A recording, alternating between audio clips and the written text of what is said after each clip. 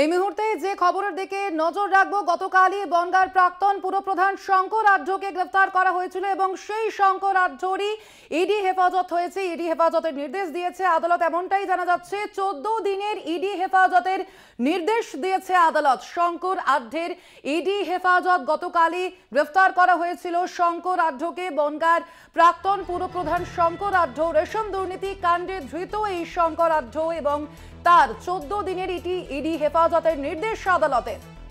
Shankar আঢ্যর ED হেফাজতের নির্দেশ, এ বিষয়ে আমরা আরো বিস্তারিত জানবো। ফোন লাইনে রয়েছেন আমাদের প্রতিনিধি শাশ্বতী রায়। শাশ্বতী, কি জানা যাচ্ছে?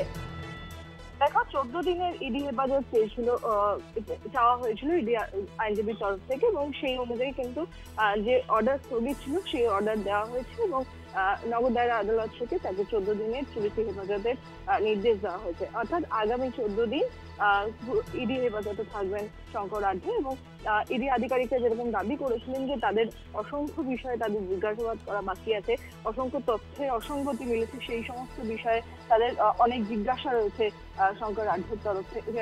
শঙ্কর আঢ্যকে যে 17 ঘন্টা জিজ্ঞাসাবাদ করার পর তারা তাকে গ্রেফতার করেছিল, সেখানে অসহযোগিতা করেছিলেন তিনি, এবং সেই অভিযোগেই কিন্তু তাকে গ্রেফতার করা হয় এবং আজকে তার ভিত্তিতে কিন্তু তাকে আগামী 14 দিন ইডি হেফাজতের নির্দেশ দেওয়া হয়েছে নগর আদালতের তরফ থেকে।